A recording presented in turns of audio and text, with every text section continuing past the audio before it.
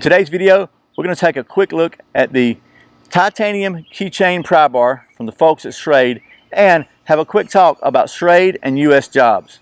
That's coming up on Survival on Purpose.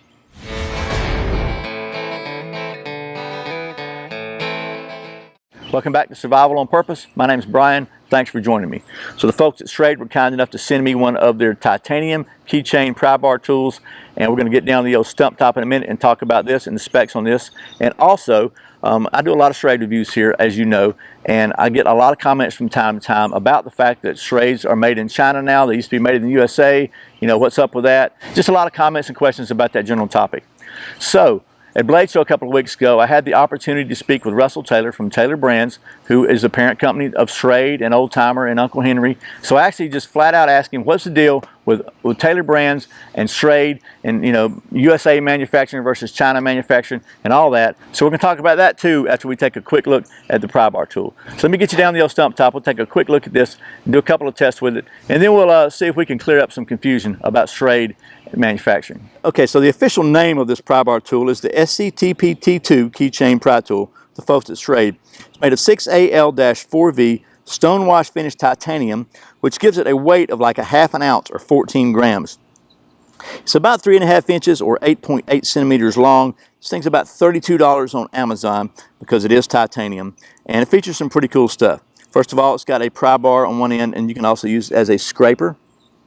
So that could come in handy if you need to wedge your way into something. It's strong enough if you need to drive this through a door frame to pry out a door to get in somewhere. You probably could if you need to get in. It also features some hex wrenches, size from 1/4 inch to 5/16, 3/8, 7/16, and 1/2 inch. And then it also has metric from 5, 6, 8, 10, and 13. So those can be really handy if you just need to tighten up or loosen a nut really quickly. And it has a 1/4 inch bit driver hole. You can put a bit in there, whatever you want to.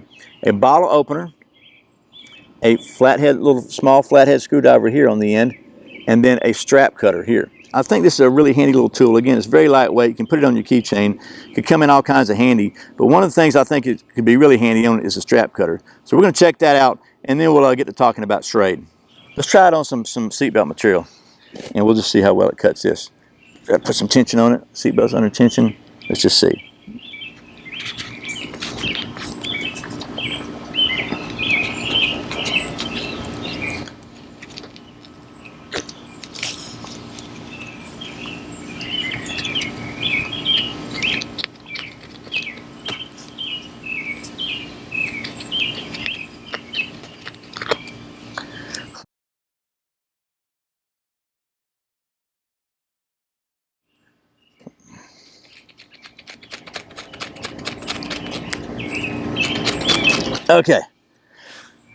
Okay, it did it.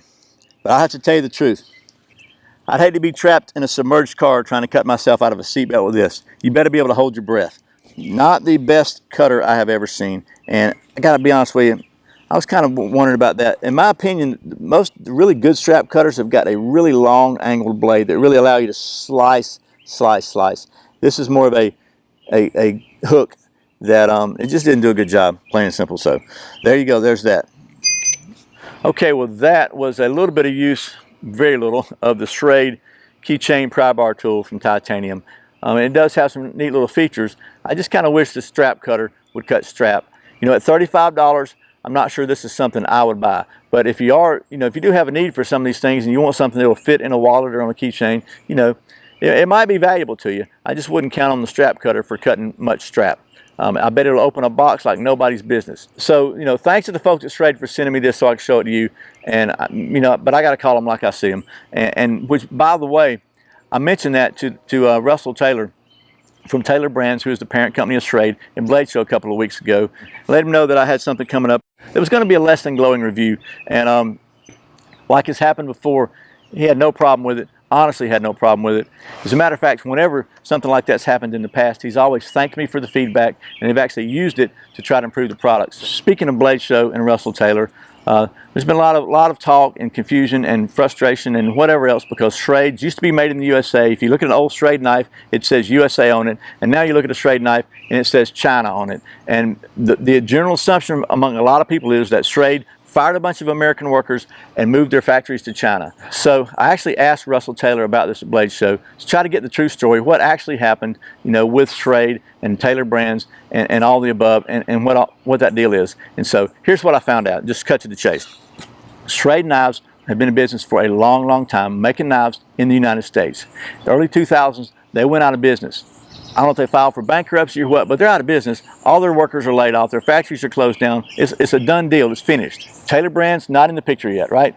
The next step in the process was that apparently they have an auction for the intellectual property of different companies when they go out of business. In this case, that's the trademark name of Schrade, Old Timer, Uncle Henry, and whatever other trademarks they had. So they have this big auction. I think it was in New York, you said, and basically other companies can go and bid on who can buy the names, right? So anyway, Taylor Brands goes to the auction and bids on the right to use these names of Schrade, Uncle Henry, Old Timer, and they won. Okay, so now Taylor Brands LLC owns the names Uncle Henry, Old Timer, Schrade, and whatever else they bought. So now they're going to make a decision. What do we do next? Do we try to hire some American workers, start things back up in America, and which may or may not work, because obviously something didn't work for Schrade or they would still be in business, or do we try to come up with a way that's going to be a viable, successful business model that allows us to produce knives and to contribute to the American economy? And right or wrong, good or bad, the world we live in that's a lot easier to do with overseas production. So they developed some contacts in China to start making knives. Russell freely admitted that they probably got in a big hurry trying to maintain the continuity of the brand and not have a bunch of downtime, and their quality was not where it should have been the first couple of years. But he also said when they recognized that, they did take some serious steps to fix it, and I think they succeeded based on the quality I've seen with Schrade. So now they're making knives in China and Taiwan. They have like 40-something employees in the United States. They are an American company. All the profit goes back into the American economy through all the jobs they're providing, and not just at Schrade, but in the entire supply chain, from the suppliers and the retailers and the people driving trucks and trains and tractors, delivering them, and all the above, all the jobs that are in existence now, and the benefit to our economy that's in existence now, that wasn't in existence at all until Taylor Brands bought the name Schrade and the name Old Timer and decided to pick back up where Schrade had left off and start making knives again. So I guess the point is that it's really not as simple as some people like to believe it is, and Schrade didn't really fire a bunch of American people and move manufacturing overseas. Those jobs were gone already when Taylor Brands bought the names. They actually created jobs that did not exist by doing that, and they've created a big benefit to our economy. And in my opinion, they've also done a really good job of providing all of us out here in the outdoor community with some really high value knives and other gear at a price we can afford. So my hat's off to them. And by the way, I know it may sound like I'm just drinking the Schrade Kool-Aid.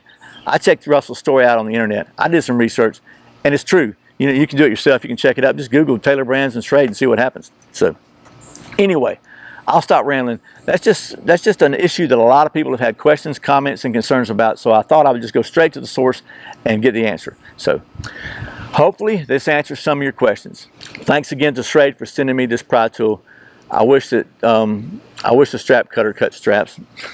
Anyway, as always, thanks for watching Survival on Purpose. Thanks for subscribing. If you haven't done so, I put out a new video every Friday and every Saturday, and usually a couple of random ones throughout the week. As a subscriber, you have the opportunity to be notified whenever I put out a video, random or not. And also, as always, thank you so much for supporting this channel by doing all your Amazon shopping through the Survival on Purpose links. I really appreciate the support. You can also support the channel and get a free audiobook download by checking out a 1-month free trial subscription to audible.com. There'll be a link in the description below. I really, really appreciate your help. Once again, my name's Brian. You're watching Survival on Purpose. Remember, survival's not an accident, so be prepared. I'll see you next time.